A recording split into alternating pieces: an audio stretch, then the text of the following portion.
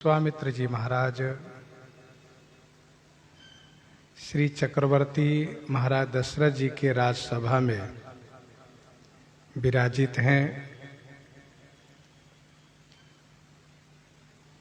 श्री चक्रवर्ती जी ने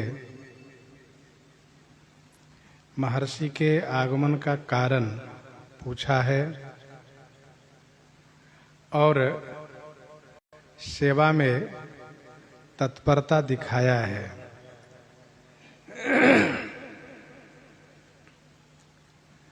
महर्षि ने श्री राम लक्ष्मण जी को यज्ञ की रक्षा के लिए मांग किया है, तो श्री चक्रवर्ती जी महाराज का हृदय कांप उठा है और वे बड़े विह्वल होकर के इस प्रकार से कहने लगे हैं कि महाराज, मैंने चौथे पन में 4 पुत्र पाए हैं।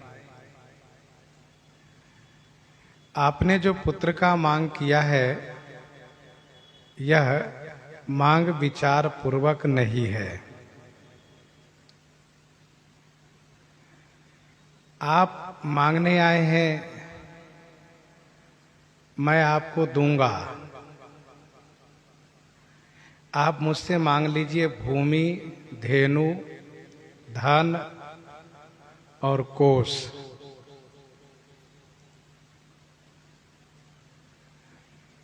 इतना ही नहीं, शरीर और प्राण से अधिक प्रिय कुछ भी नहीं है।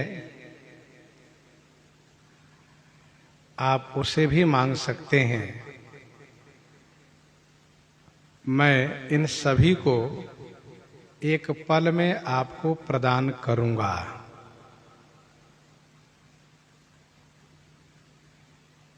मेरे चारों पुत्र प्राण की तरह है, परंतु उनमें से श्री राम विशेष प्रिय हैं। इसलिए हे गोसाई, श्री राम जी को देते नहीं बन पा रहा है।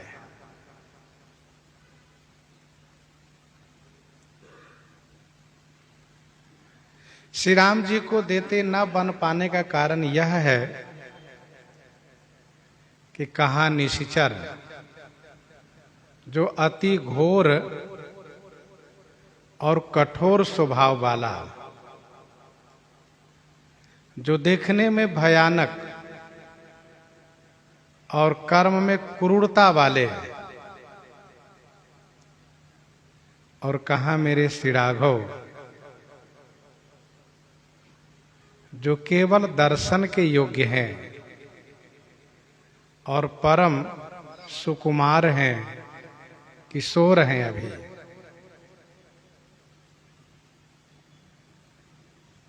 आप भी जब इनका दर्शन किए, इनकी ओर आपने देखा, तो आप देखते रह गए थे। आप ही बताइए कि क्या ये राक्षस के सामने ठहर पाएंगे? क्या राक्षस से युद्ध कर पाएंगे? ये अभी दर्शन के योग्य हैं, युद्ध के योग्य नहीं हैं।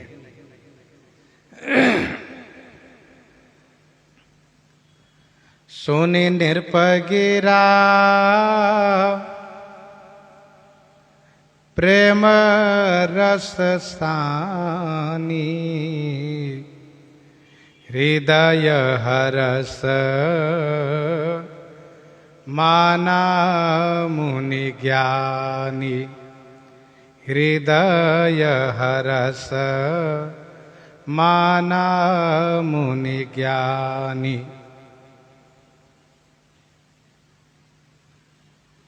प्रेम रस सानी नृप गिरा सुनी। प्रेम रस में सनी हुई महाराजा श्री चक्रवर्ती जी की वाणी मुनि ने सुनी, तो हृदय हरस माना मुनि ज्ञानी। ज्ञानी मुनि ने हृदय में हर्ष माना, अर्थात खुशी माना, हृदय से बहुत अच्छा लगा। यह सोच करके कि इसको प्रेम कहते हैं। यह है प्रेम, जो अपनी देह और प्राण तक देने को तैयार हैं, लेकिन इनको युद्ध में नहीं भेजना चाह रहे हैं। और एक हम है जो अपनी रक्षा के लिए इनको असुरों के सन्मुख करना चाहते हैं। इनका प्रेम इतना अधिक है कि श्री राम जी के लिए सब कुछ परित्याग कर रहे हैं।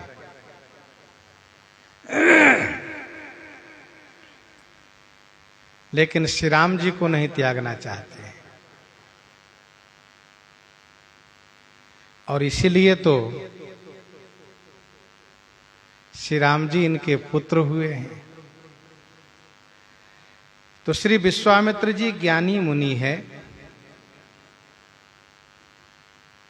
इन्होंने प्रेम पर विचार किया तो हृदय में खुशी हुई। गत दिवस हम लोग चर्चा किए हैं कि श्रीमद् वाल्मीकि रामायण में श्री विश्वामित्र जी का रोष करना वर्णन किया गया है। वहां पर महर्षि ने इनको रोष करना कहा, परंतु मानसकार गोस्वामी तुलसीदास जी ने हृदय में हर्ष मानना कहा। इसका समन्वय इस प्रकार से करना चाहिए, समझना चाहिए कि ज्ञानी मुनि है, हृदय में हर्ष है, और जो रोष है वह ऊपर का रोष है, बाहरी रोष है। वैसे विश्वामित्र जी महाराज हृदय में हर्षित है, ऊपर से नहीं। ऊपर से यदि हर्ष दिखाएंगे तो श्री चक्रवर्ती जी महाराज और ढीले पड़ जाएंगे। इसीलिए उस हर्ष को छुपा रहे हैं, प्रकट नहीं होने दे रहे हैं। इसका मतलब यह हुआ कि ऊपर से उदास हैं, रूखे हैं, और यूं कहिए कि ऊपर से जो उदासीनता है श्री विश्वामित्र जी में, वह उदासीनता ही श्री चक्रवर्ती जी को भयभीत कर रही है, डरवा रही है। और इसलिए श्री चक्रवर्ती जी महाराज इस प्रकार से कई बात कहते चले गए, लेकिन सीधे शब्दों में यह नहीं कहा इन्होंने कि मैं नहीं दूंगा।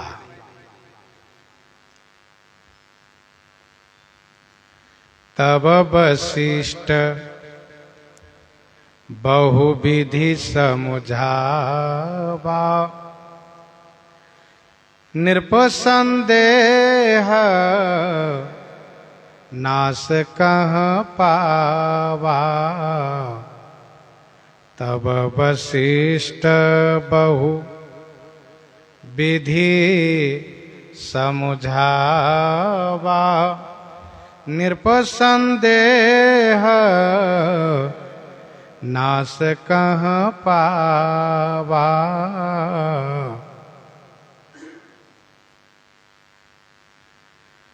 तब श्री वशिष्ठ जी महाराज ने बहुविधि माने बहुत प्रकार से समझाया है। नृप संदेह नाश कह पावा। नृप महाराजा श्री अवधेश जी ने संशय से मुक्त हुए हैं। इनका संशय समाप्त हुआ है। राजा ने संशय को नाश होना पाया। तब वशिष्ठ बहुविधि समझावा। तब कब? जब श्री चक्रवर्ती जी महाराज को किसी भी प्रकार से देने के पक्ष में नहीं देखा, तब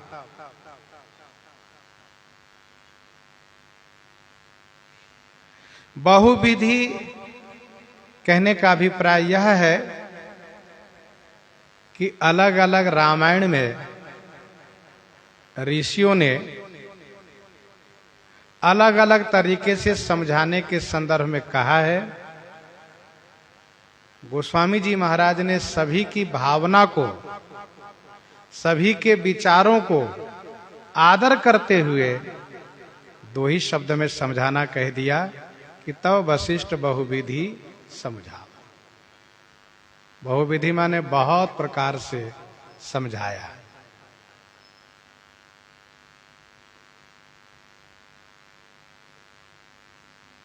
श्री गुरु वशिष्ठ जी महाराज को हाथ पकड़ करके एक कोने में ले गए और ऐसा तब हुआ जब श्री विश्वामित्र जी ने श्री वशिष्ठ जी की ओर देखा कि आप अपने चेले को समझा दीजिए। और मानो उस देखने में यह भी इशारा था कि मेरी गुस्सा से भी परिचित करा दीजिएगा।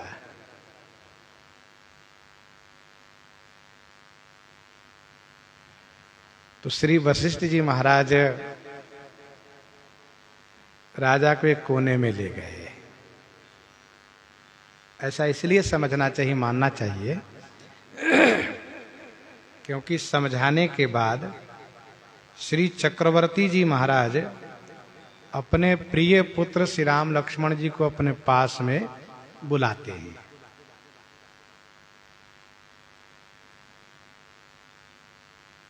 श्री राम चारों भाइयों को महर्षि विश्वामित्र जी के चरणों में प्रणाम करवाए थे। इसके बाद से कोई जाना नहीं कहा गया और फिर आगे का संवाद शुरू हुआ। जब महर्षि विश्वामित्र जी ने मांग किया तो अंगुलियां निर्देशित भी किया कि इन्हें कहाँ अति कल्याण वही है, ऐसा समझना चाहिए। जब सब लोग वहीं थे तो अति आदर दो तनय बुलाए का मतलब क्या होगा? इसका मतलब ये होगा कि श्री गुरु वशिष्ठ जी महाराज श्री चक्रवर्ती जी को एक कोने में ले गए। अच्छा, जब विशेष महत्वपूर्ण बात कहनी हो तो अकेले एकांत में ही वह बात कहनी चाहिए। महत्वपूर्ण बात को एकांत में ही कहनी चाहिए। पति एकांत पाई कह मैना, नाथ न मैं समझे मुनि बैना। वहां भी कह सकती थी लेकिन वहां नहीं कहा, एकांत में कहा, क्योंकि महत्वपूर्ण बात है, गंभीर विषय है। तो यहां पर भी श्री गुरु वशिष्ठ जी महाराज ने एकांत में समझाते हुए कहा, क्योंकि महर्षि विश्वामित्र जी ने महाराजा श्री चक्रवर्ती जी से कहा था कि डरपत हूं सांचे स्नेह बस सुत प्रभाव बिनु जाने। गीतावली बालकांड 48 पद में, डरपत हूं सांचो स्नेह बस सुत प्रभाव बिनु जाने। आप अपने बेटे का प्रभाव नहीं जानते हो राजन, इसलिए स्नेह बस डर रहे हो। बूझिए वामदेव और कुल गुरु तुम पुनि परम सयाने। आप वामदेव जी से पूछ लो और कुल गुरु वशिष्ठ जी से पूछ लो। इसलिए गुरु श्री वशिष्ठ जी ने समझाते हुए कहा, वहीं गीतावली बालकांड 49 पद में गोस्वामी जी ने लिखा है, गुरु वशिष्ठ समझाई कहो, गुरु वशिष्ठ समझाई कहो, तब ही हरसाने शेष शयन। गुरु वशिष्ठ जी ने जब एकांत में समझा करके कहा तो महाराज श्री अवधेश जी को प्रसन्नता हुई। एक शेष है और एक शेष पर सोने वाले हैं। गुरु वशिष्ठ समझाई कहो, तब ये हरसाने शेष शयन, साक्षात नारायण है। गुरु जी महाराज ने इसी तत्व को विशेष रूप से बोध कराया कि श्री राम जी साक्षात परमेश्वर परमात्मा नारायण श्री राम जी हैं। अच्छा, ईश्वर तत्व का बोध गुरु जी ही कराते हैं। ईश्वर तत्व का बोध गुरु जी से ही हुआ करता है। भगवान गुरु जी के माध्यम से ही प्राप्त होते हैं। इसीलिए गुरु जी ने महाराज को श्री राम तत्व से अवगत कराया। गुरु जी ने कहा,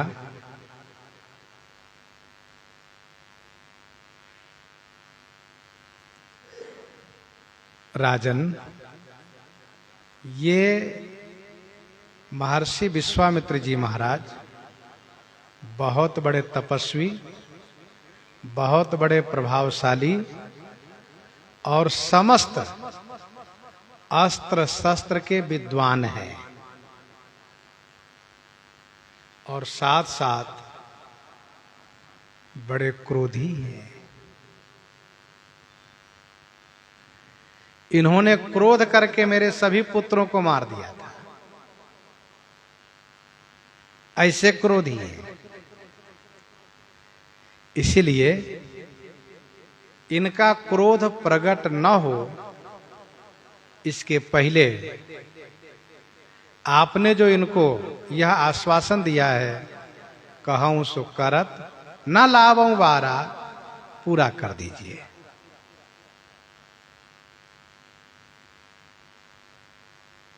दूसरी विधि यह है, राजन, आपके वंश की यह प्रसिद्धि है, रघुकुल रीति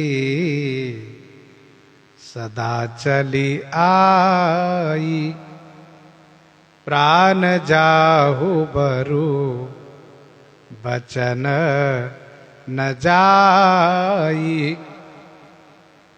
रघुकुल रीति सदा चली आई, प्राण जाहु बरु बचन न जाई।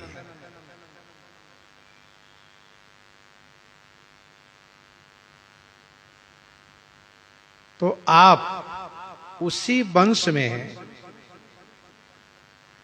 आप अपने वचन से पीछे कैसे हट सकते हैं?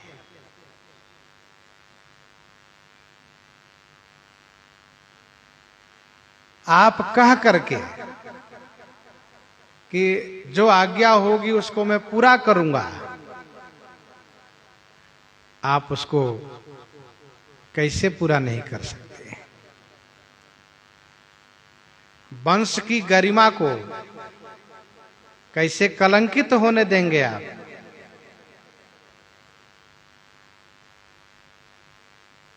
तीसरी विधि ये है, गुरुजी ने कहा, राजन, जो कोई व्यक्ति यह कह करके कि मैं आपको दूंगा,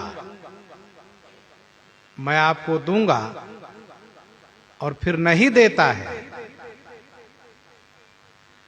तो उस व्यक्ति का धर्म, ज्ञान, तप, सत्य, शोभा, श्री, ये सभी नष्ट हो जाते हैं। इसीलिए पहले ही व्यक्ति को विचार करना चाहिए और विचार करके वचन देना चाहिए। तो इस प्रकार से गुरुजी ने कहा। चौथी विधि में ये कहा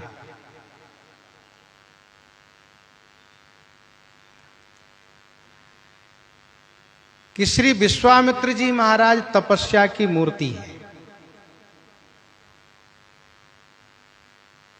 ये पूर्व काल में राजा रह चुके हैं। क्षत्रियत्व से ब्राह्मणत्व को प्राप्त किए हैं। और आप समझ सकते हैं कि जो तप के प्रभाव से क्षत्रियत्व से ब्राह्मणत्व को प्राप्त किए हैं, उनके लिए कुछ भी असाध्य नहीं है, अगम नहीं है।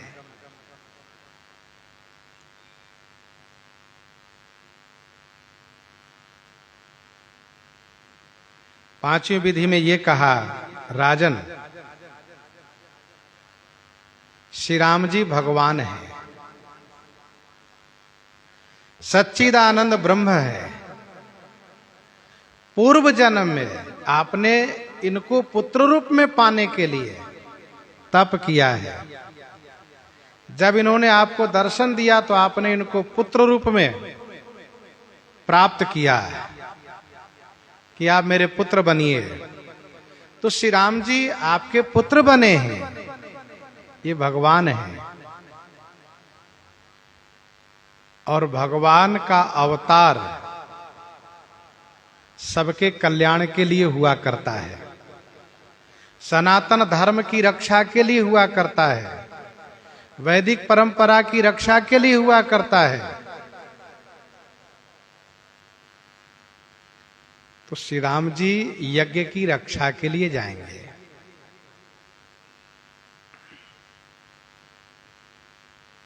छठवीं विधि में ये कहा कि आपको यज्ञ के द्वारा मिले हैं श्री राम जी, आपको यज्ञ के द्वारा मिले हैं श्री राम जी। तो इनका अवतरण यज्ञ के माध्यम से होता है और इनका कार्य है यज्ञ की रक्षा। और सत्य तो यह है कि इनकी प्राप्ति भी यज्ञ से ही हुआ करता है।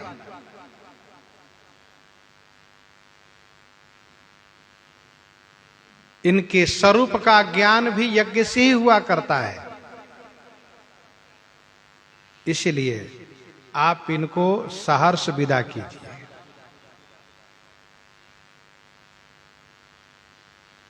सातवीं विधि में यह कहा,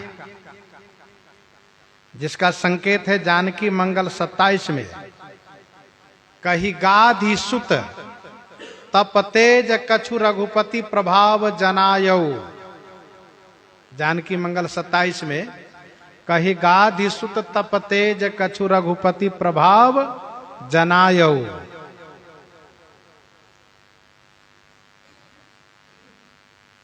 इसमें श्री गुरु वशिष्ठ जी ने कहा, राजन, श्री विश्वामित्र जी महाराज स्वयं असुरों को मारने में सक्षम है, लेकिन भगवान शिव की आज्ञा से आपके द्वार पर आए हैं। श्री राम जी को सब कुछ प्रदान करेंगे जो इनको और कुछ मिलना चाहिए।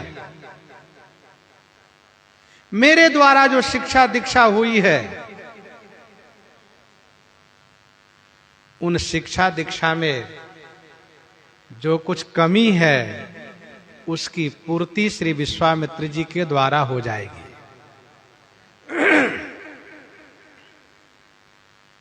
और फिर आठवीं विधि समझाने में यह भी कहा, तब वशिष्ठ बहुविधि समझावा। बहुविधि माने बहु प्राप्ति की विधि समझाते हुए कहा, राजन, अभी कुछ देर पूर्व हम लोग यह चर्चा कर रहे थे कि चारों राजकुमार विवाह के योग्य होने जा रहे हैं और कहीं से विवाह का कोई प्रस्ताव नहीं आया है जिस पर हम लोग विचार करें कि विवाह करना चाहिए कि नहीं। जब कोई प्रस्ताव आवे तब तो विचार हो, प्रस्ताव ही नहीं आया है। सो हे राजन, इनके साथ जाने का मतलब ये हुआ कि बहु प्राप्ति की विधि यही है। आपको पुत्र वधू की प्राप्ति इसी विधि से है। बाबा जी ले जाएंगे और बहू के साथ यहां पर प्रदान करेंगे। ऐसा कहा? श्री अवधेश जी ने कहा तो क्या मेरे 2 ही पुत्र का विवाह होगा, 2 का नहीं? कहा राजन पहले 2 तो जाने दीजिए, 2 के बाद 4 के विवाह होंगे। और यही है बहु प्राप्ति की विधि। तब वशिष्ठ बहुविधि समझावा। बहुविधि का अर्थ होता है बहु प्रकार। बहु माने पुत्र वधू की विधि, यानी पुत्र वधू प्राप्ति की विधि गुरुजी ने समझा दी। बात समझ में आ गई। निरपसंदेह नाश कहाँ पावा।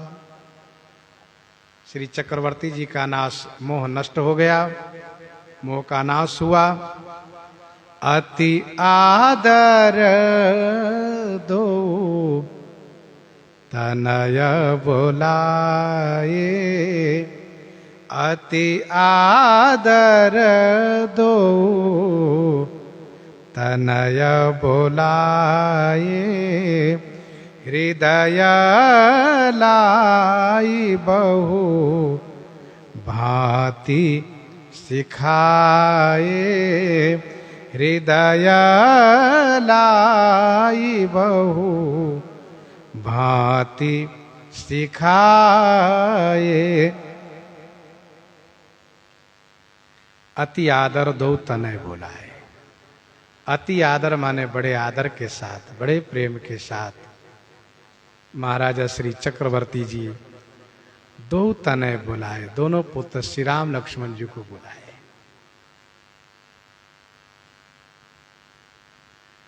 हृदय लाए, तुरंत दोनों को हृदय से लगा लिए और हृदय से लगा करके बहु भांति सिखाए।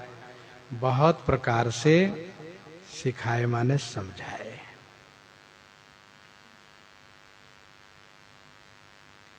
शब्द का चमत्कार देखिए। तब वशिष्ठ बहुविधि और महाराज बहुभांति, महाराजा श्री चक्रवर्ती जी बहुत प्रकार से समझाए, शिक्षा दिए।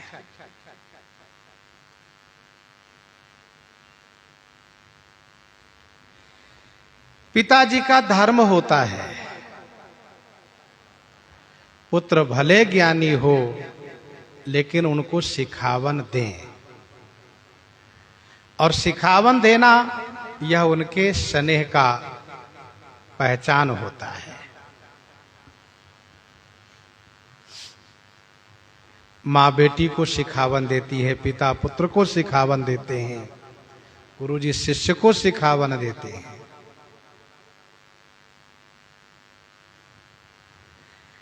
और सिखावन सुनना भी चाहिए। ऐसा नहीं मानना चाहिए कि हम बहुत बड़े समझदार हो गए हैं, ऐसा नहीं समझना चाहिए कभी भी। पिताजी सिखावन दे रहे हैं, ये उनके देश काल का अनुभव है। सिखावन के माध्यम से उनका आशीर्वाद है। अति आदर दो तनय बुलाए, बड़े प्रेम से दोनों को बुलाए। जैसे ही सामने पड़े वैसे तुरंत, जैसे पास में आए वैसे ही तुरंत हृदय से लगा लिए। अर्थात गुरुजी अभी अभी समझाए हैं, गुरुजी अभी अभी समझाए हैं, परंतु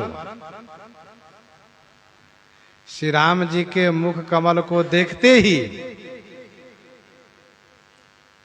तुरंत ऐश्वर्य भाव वहां से डगमगाने लगा और माधुर्य भाव प्रबल होने लगा। अभी डगमगा रहा है, जैसे ही महाराज ने अपने पास में बुलाया, वैसे ही इनके मुख को देखते ही हृदय में वह भाव वात्सल्य उमड़ पड़ा, हृदय से लगा लिए। मानो महाराज ने ये कहा, बेटा मेरे हृदय में आप रहना, मेरे हृदय में आप रहना। गुरु जी के साथ भले जा रहे हो, पर मेरे हृदय से नहीं जाना, मेरे हृदय में बने रहना। हृदय से लगा लिए। अच्छा, चाहे ज्ञान कितना भी मजबूत क्यों न हो, लेकिन प्रेम के आगे वह कमजोर होने लगता है, शिथिल होने लगता है। सिए बिलो की धीरता भागी, रहे कहावत परम विरागी।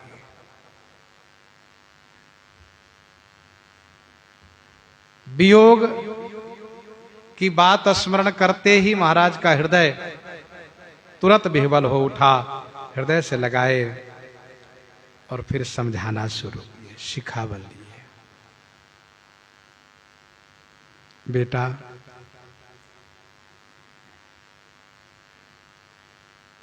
गुरुजी अभी अभी हमें यह शिखावन दिए हैं, समझाए हैं कि महर्षि विश्वामित्र जी के साथ तुम दोनों जब जाओगे तो यज्ञ की रक्षा के साथ साथ शिक्षा की प्राप्ति होगी, विद्या की प्राप्ति होगी। महर्षि विश्वामित्र जी महाराज विद्या देंगे और इनकी सेवा मन लगा के करना।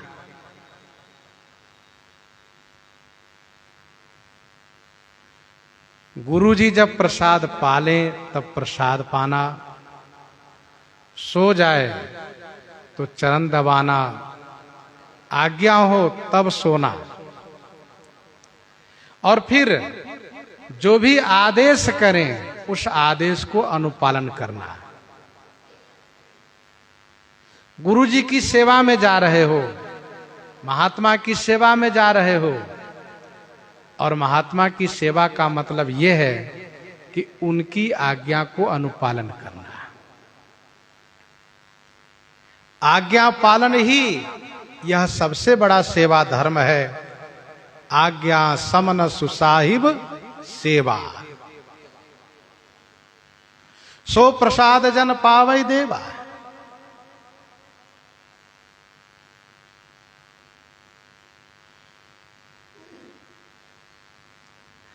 और श्रीमद् वाल्मीकि रामायण में वर्णन है, ताड़का वध के समय में श्री राम जी ने इस बात को कहा कि मुझे पिताजी यह सिखावन दिए हैं कि बेटा राघव, जैसा महाराज आदेश करें वैसा तुरंत करना, इनकी आज्ञा को पालन करना।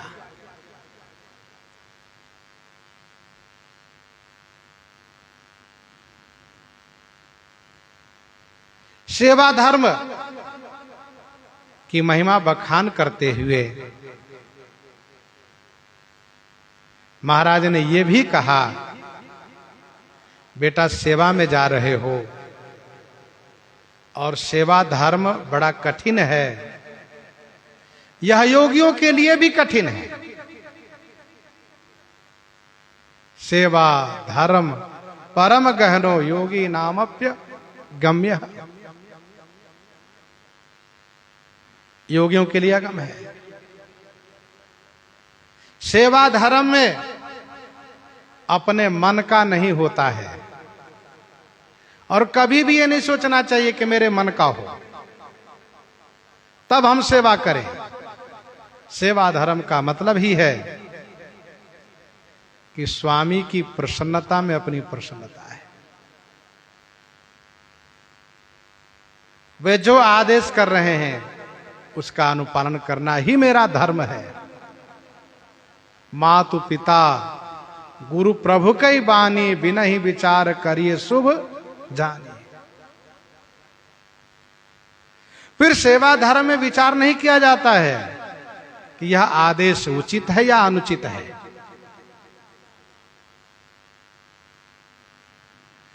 पिताजी खूब सिखावन दिए और ये भी कहा, बेटा खूब प्रसन्न रखना इनको। महात्मा जब खुश हो जाते हैं तो जीवन में कुछ भी अप्राप्त नहीं रहता है, सब कुछ प्राप्त हो जाता है। इतिहास साक्षी है। श्री दत्तात्रेय जी की सेवा सहस्राबाहु ने की तो फिर उन्होंने जो कुछ चाहा सब कुछ उनको प्राप्त हुआ। सेवा से क्या नहीं मिलता है? लोकोक्ति है, सेवा से ही मेवा मिलता है। और सेवा से एक सबसे बड़ी विशेष बात यह होती है, सेवा से सबसे बड़ा लाभ यह होता है कि शील गुण की प्राप्ति होती है। शील के मिल बिनु बुध सेवकाई। जो महापुरुषों की सेवा करते हैं उनको शील गुण की प्राप्ति होती है, उन्हें शील गुण मिलता है। और शील गुण मिल गया तो समझ लो सब कुछ मिल गया, क्योंकि समस्त सद्गुणों के राजा हैं शील गुण।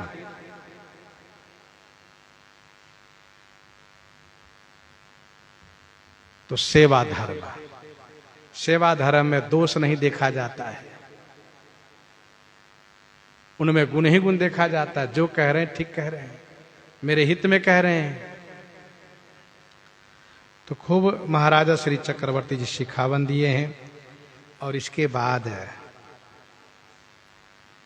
फिर श्री राम लक्ष्मण जी को लिए हुए महर्षि विश्वामित्र जी के सामने उपस्थित हो गए और उनसे कहा, मेरे प्राण नाथ सुत दो, तुम मुनि पिता आन नहीं को,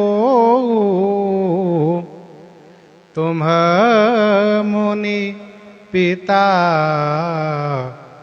आन नहीं को,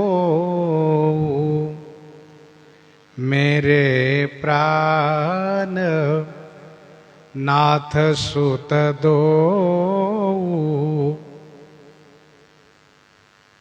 मेरे प्राण नाथ सुत दो, तुम मुनि पिता आन नहीं को।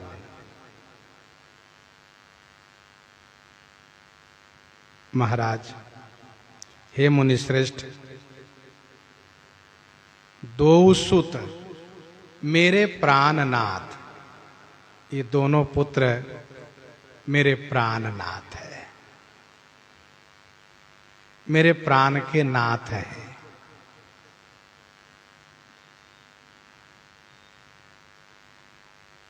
तो मैं अपने पुत्र को आपको नहीं दे रहा हूं, फिर कहा मैं अपना पितृत्व दे रहा हूं, मैं अपना पिता भाव आपको दे रहा हूं। तुम मुनि पिता आन नहीं को, हे मुनि आप ही आज से इनके पिता हुए, आन नहीं को। आन माने दूसरा कोई नहीं है इनके पिता। क्या सुंदर भाव श्री चक्रवर्ती जी महाराज ने विचार किया। यद्यपि गुरु श्री वशिष्ठ जी बहुत समझाए हैं, लेकिन महाराज को लगा कि मैं तो इनके बिना रह ही नहीं सकता हूं, मैं इनके बिना जीवित नहीं रहूंगा, ये तो मेरे प्राण के नाथ हैं। तो प्राण के नाथ जब चला जाएगा तो फिर शरीर कैसे रहेगा? इसीलिए श्री चक्रवर्ती जी महाराज ने ये कहा, इस प्राणनाथ के पिता आज से आप हुए।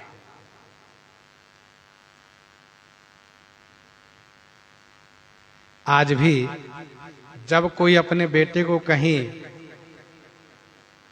विशेष उसके हित के लिए सौंपते हैं किसी के पास, किसी विद्यालय आदि में, तो वहां ये कहते हैं कि आप इनके अभिभावक हैं, पिता तुल्य हैं, आप पे ध्यान रखिएगा। मान उनके कहने का अभिप्राय रहता है कि जैसे मैंने इनको पालन किया है, ध्यान रखा है, आप भी वैसे रखिएगा, आप अपना ही बेटा समझिएगा। अब आप जरा सोचिए कि महर्षि विश्वामित्र जी किसी काल में राजा रह चुके हैं, पुत्र के प्रति क्या प्रेम होता है उससे खूब भली भांति परिचित है।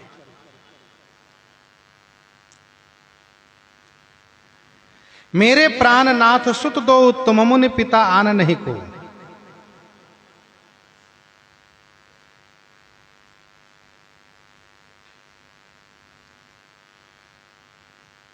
यह श्री चक्रवर्ती जी का स्नेह है।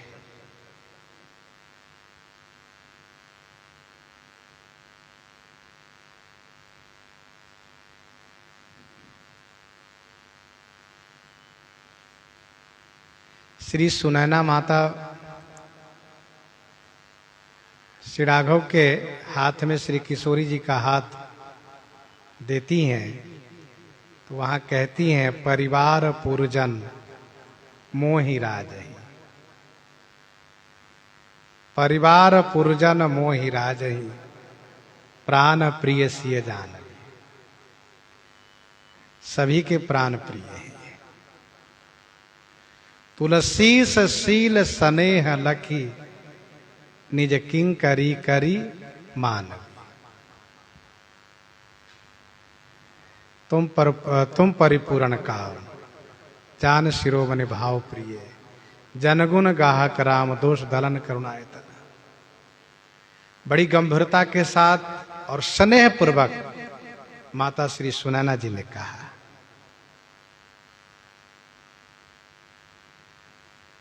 अपने प्रिय पुत्र को सौंपते हुए श्री चक्रवर्ती जी कहते हैं, मैं बेटे को नहीं दे रहा हूं, मैं अपना पितृत्व दे रहा हूं। उसी प्रकार से जब बेटी को सौंपते हैं तो वे भी इस प्रकार से कहते हैं अपने समधि से कि मैं बेटी नहीं बल्कि पितृत्व दे रहा हूं। यही आशय होता है। कन्या के विदा समय में तो मेरे प्राणनाथ सुत दो तुम मुनि पिता आन नहीं को। पिता, पिता का अर्थ होता है जो रक्षा करे हुए पिता। पा माने रक्षा करना होता है।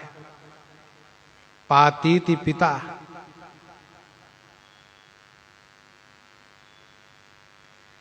जानकी मंगल 27 में श्री चक्रवर्ती जी कहते हैं, करुणा निधान सुजान। आप करुणा के निधान है, सुजान है। आपसे बहुत विनती करना मैं उचित नहीं समझता हूं, आप स्वयं ख्याल रखिएगा।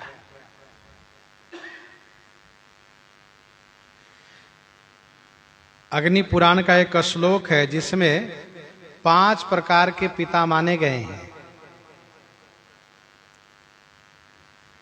अन्नदाता, भयत्राता, यश्च विद्याम पर्यक्षति।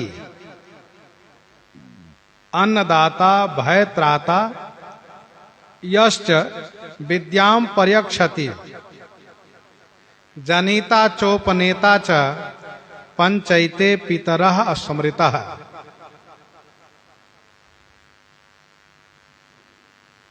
अन्न देने वाला, भय से रक्षा करने वाला, विद्या देने वाला, जनेऊ देने वाला और जन्म देने वाला। ये 5 प्रकार के पिता कहे गए हैं शास्त्र में। श्री चक्रवर्ती जी महाराज 3 पितृत्व भाव सौंप रहे हैं। अन्नदाता, भयत्राता, विद्यादाता, ये 3 भाव सौंप रहे हैं। दो उनके पास सुरक्षित रहेगा, जनेऊदाता और जन्मदाता। तो श्री चक्रवर्ती जी महाराज ने अपना पितृत्व भाव सौंप दिया। तुम मुनि पिता आन नहीं को, आज के बाद आप ही इनके पिता रहेंगे, दूसरा कोई नहीं रहेगा, आप ही पिता रहेंगे। और इसीलिए श्री चक्रवर्ती जी महाराज कोई गुप्तचर साथ में नहीं लगाए, मतलब कोई गुप्तचर नहीं लगाए, कोई खबर नहीं लिए कि कैसे है, कहाँ है। ये इनका विश्वास है। अब आजकल कह तो देते हैं लेकिन विश्वास नहीं रहता है, और विश्वास न रहने के कारण क्या है, कलयुग है। कलयुग में विश्वास बहुत जल्दी टूट भी जाता है। यदि विश्वास रहे तो फिर निश्चिंत रहना चाहिए, विश्वास की जीत होगी। कलयुग समझो गाना नहीं, जो नर कर विश्वास। तो श्री चक्रवर्ती जी महाराज ने बड़े विश्वास पूर्वक अपना पितृत्व भाव सौंपा है। देखो क्या बढ़िया बात है। हम संपत्ति नहीं दे सकते हैं, संपत्ति नहीं दे सकते हैं। संपत्ति के प्रति हमारा बहुत लगाव है, बड़ा मोह है, हम नहीं दे सकते हैं। तो संपत्ति के मालिक तो बना सकते हैं। हम उनको ना दें, हम अपने जगह उनको दे दें। मतलब यह हुआ कि दे देंगे तो ले जाए कहीं और जब हम अपनी जगह देंगे तो फिर उसका उपयोग करो, यहीं रहो। ये एक आशय होता है। उसी प्रकार से श्री चक्रवर्ती जी का कहना यह है, कहना ही चाहते हैं श्री चक्रवर्ती जी, जब हम अपना पितृत्व भाव दे देंगे, इनके हृदय में इनके प्रति हमदर्दी होगी और इनके हृदय में वात्सल्य होगा। कहीं भी ले जाएंगे, कहीं भी रखेंगे तो अपना मानेंगे, मेरा बेटा है। केवल चेला ही नहीं मानेंगे, बेटा भी मानेंगे। आगे प्रसंग में हम लोग श्रवण करेंगे किस प्रकार से विश्वामित्र जी महाराज सदैव सतर्क, सावधान और सजग रहते हैं, चिंतित रहते हैं कुछ हो न जाए। मार्ग में मार्ग की जो लीला होती है वो आगे हम लोग श्रवण करेंगे। अभी आगे हम लोग प्रसंग में बढ़ते हैं। तो श्री चक्रवर्ती जी ने कहा कि तुम उन पिता आन नहीं को, सौंपे भूप ऋषि ही सुत, बहुविधि दे असीस, जननी भवन गए प्रभु, चले नाई पद शीस, चले नाई पद शीस। बहुविधि आशीष देई, भूप सुत ऋषि ही सौंपे। बहुविधि माने बहुत प्रकार से आशीर्वाद देते हुए अपने दोनों पुत्रों को ऋषि ही सौंपे, ऋषि के हाथ में सौंप दिए। महाराज लीजिए। प्रभु जननी भवन गए, पद शीस नाई चले। प्रभु श्री राम लक्ष्मण दोनों भाई माता के महल में गए और माता के चरणों में प्रणाम करके वहां से चल दिए।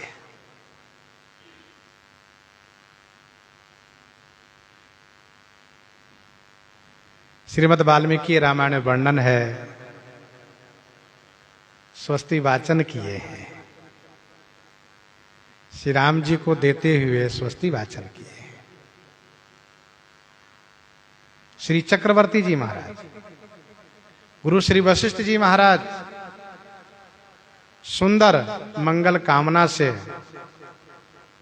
मांगलिक मंत्र का उच्चारण किए हैं।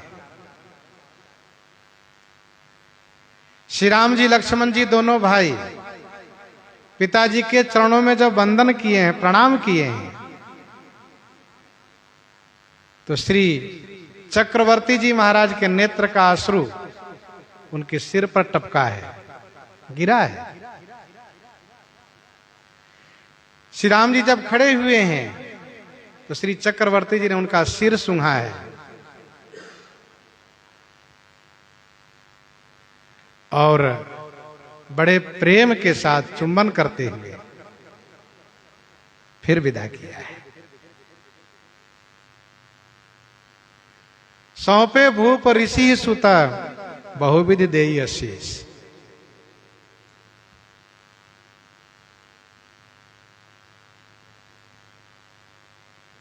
इस दोहे में श्री चक्रवर्ती जी का आशीर्वाद देना और श्री राम जी के द्वारा माताओं को प्रणाम करना, ये दोनों बातें कही जा रही है। दोनों को दोनों जगह लगा लीजिए। श्री चक्रवर्ती जी को प्रणाम किए श्री राम जी, श्रीमद् वाल्मीकि रामायण में स्पष्ट वर्णन है, अभी आपने सुना। और जानकी मंगल में वर्णन है, गीतावली रामायण में वर्णन है। गीतावली बालकांड 50 पद में पढ़िए, पितुपद बंदी। जानकी मंगल 32 में पढ़िए, ईश मनाई असीस ही जय जस पाए हूं। माता कौशल्या जी आशीर्वाद दे रही हैं। तो पिताजी को प्रणाम किए, पिताजी आशीर्वाद दिए, बहुविधि आशीष। माता जी को प्रणाम किए, माता श्री कौशल्या सुमित्रा जी आशीर्वाद दिए, बहुविधि देई आशीष। जननी भवन गए प्रभु चले नाई पद शीस। प्रभु का अर्थ श्री लक्ष्मण जी से भी लेना चाहिए। श्री राम लक्ष्मण दोनों भाई का अर्थ है प्रभु शब्द में। जैसे जय अनंत जय जगदाधारा, तुम प्रभु सब देवन निस्तारा। तुलसी प्रभु ही सिख देई, आय सुदीन पुण्य आशिख दई। तो प्रभु शब्द श्री लक्ष्मण जी के लिए भी मानसकार ने प्रयोग किया है।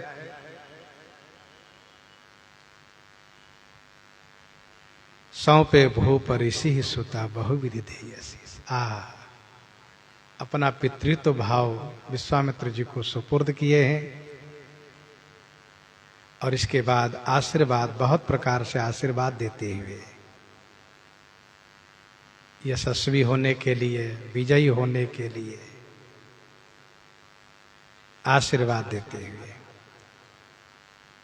श्री राम लक्ष्मण जी का हाथ महर्षि विश्वामित्र जी के हाथ में सौंप दिए। श्री विश्वामित्र जी गदगद हो गए।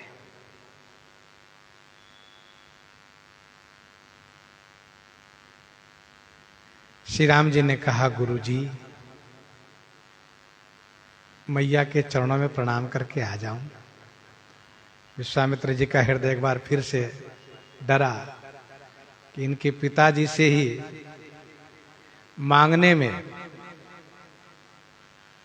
बहुत मेहनत करना पड़ा है और ये मैया के पास जा रहे हैं, वहां से फिर कहीं ऐसा न हो कि मना कर दे मैया, तो फिर हम क्या करेंगे। तो महर्षि विश्वामित्र जी का हृदय थोड़ा डरा है।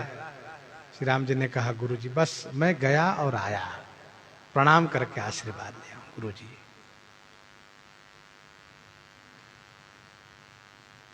महर्षि ने कहा कि मां रोकेंगी नहीं।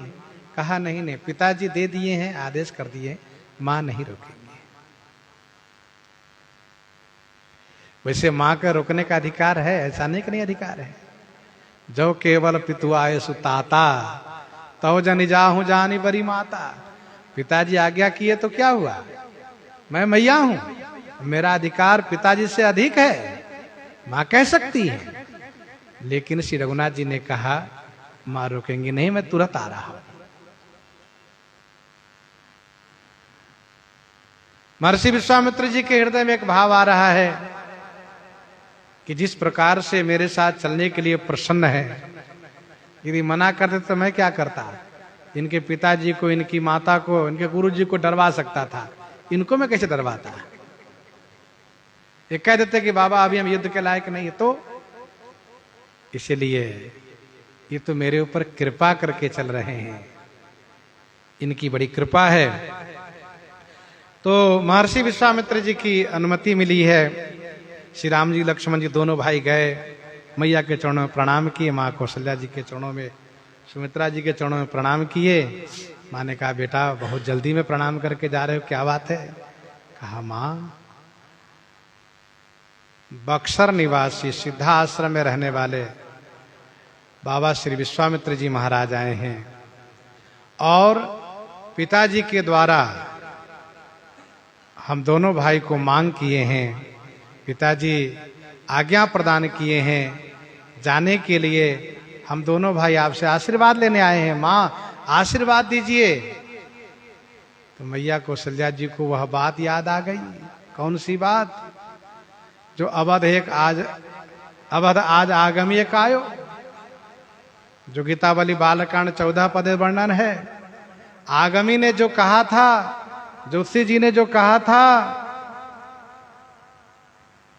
कि श्री कौशिक मुनि जिस दिन आएंगे, मैया समझ लीजिएगा उन्हीं दिनों से आपके पुत्र के विवाह का संजोग लग जाएगा।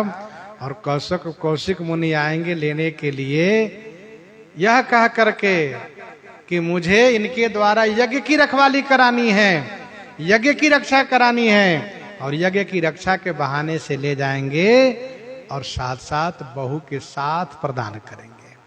तो माँ को बात याद आ गई। मैया खुश है, हाँ बेटा बहुत आशीर्वाद है, यशस्वी भव, कीर्तिमान भव, दीर्घायु भव।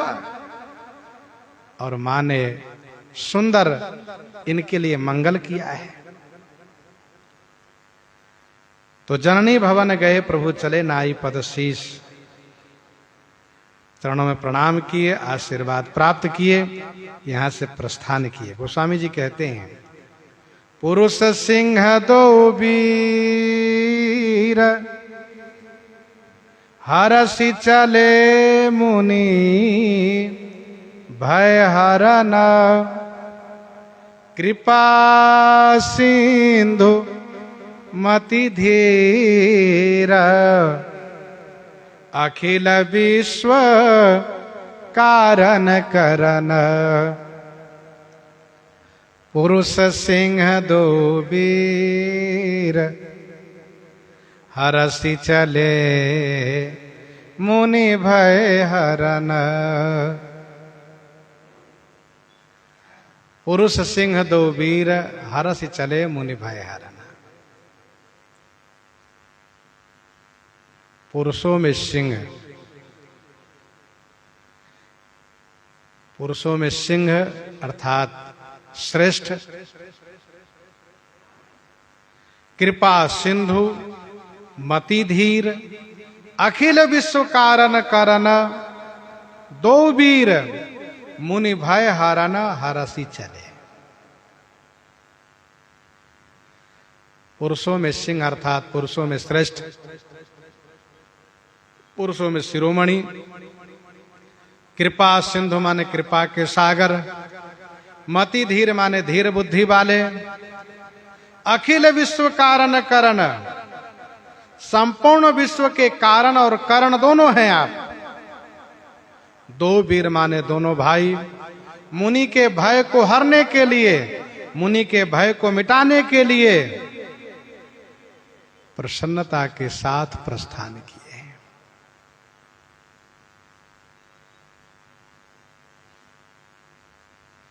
सिंह कहने का भाव ये होता है कि सिंह बन के राजा होता है, सिंह मृगराज कहलाता है। वैसे ही पुरुषों में जो नरराज हो वह सिंहवत ही होना चाहिए।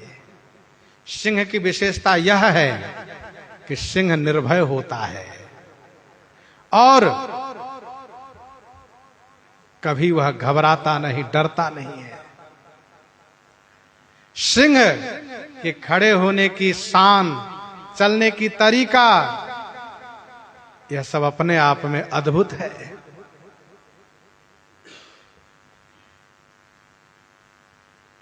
श्री राम जी पुरुष सिंह है, श्री राम जी नर सिंह है। मनुष्यों में सिंहवत हैं। महात्माओं को, मुनियों को ये असुर लोग सता रहे हैं। उन असुरों को समाप्त करने के लिए चले हैं। अवध नृपति दशरथ के जाए, पुरुष सिंह बन खेलन आए। समुझ परी मोहि उन कई करनी, रहित निशाचर कर यही धरनी। जिनकर भुज बल पाई दशानन, अभय भय विचरत मुनि कानन। देखने में कैसा का, देखने में तो बालक ही लगते अभी भी, देखत बालक लेकिन काल समान। परम धीर धनवी गुणनान, इस प्रकार से सुपनखा कहती है। पुरुष सिंह, दो वीर माने दोनों भाई। वीर का अर्थ होता है भाई। जाहुन निज पर सूझ मही, भयो कालवश वीर। वीर माने भाई। हरसी चले, हरसी चले माने प्रसन्नता के साथ चल रहे हैं। कहने का भाव यह है, किसी कार्य के लिए जब हम प्रस्थान करते हैं, उस समय में सहज रूप में प्रसन्नता हो अथवा किसी कारण से प्रसन्नता हो, तो समझना चाहिए कार्य सिद्ध होगा। अस कही नाई सबनि कहूं माता, माथा चले हरसी है धरी रघुनाथा। चले हरसी श्री हनुमान जी महाराज। हरसी राम तब किन्न पयाना, सगुन भय सुंदर शुभ नाना। मुनियों के भय को हरने के लिए पुरुष सिंह दोनों भाई बड़ी प्रसन्नता के साथ चल रहे हैं। मानसकार कर रहे, कह रहे हैं कि कृपा सिंधु मति धीर। श्री राम जी कृपा के सागर हैं, धीर बुद्धि वाले हैं। अखिल विश्व कारण करण, संपूर्ण विश्व के कारण और करण दोनों हैं। गोस्वामी जी महाराज श्री राम जी के स्वरूप को वर्णन कर रहे हैं, और यहां स्वरूप वर्णन में वीर रस का स्वरूप वर्णन कर रहे हैं। इसीलिए पहले नेत्र से प्रारंभ करते हैं। अरुण नयन और बाहु विशाला, नील जलद तनु श्याम तमाला। और कटिपट पीत कसेबर भाथा, रुचिर चाप सायक दो हाथा। नेत्र से लेकर कटि पर्यंत इतना वर्णन किए गोस्वामी जी। क्यों कहा? वीर रस का वर्णन है, और वीर रस में नेत्र जिस प्रकार से अरुण होना चाहिए, लाल होना चाहिए, वैसे श्री राम जी का अरुण नेत्र है। वक्षस्थल बाहु विशाल है, नील जलद माने मेघ, और तमाल वृक्ष के समान श्याम शरीर है। कटि प्रदेश में पीताम्बर पहने हैं, उस पीताम्बर में तरकस कसे हुए हैं, और दोनों हाथ में धनुष बाण लिए हुए गुरु श्री विश्वामित्र जी के साथ चल रहे हैं।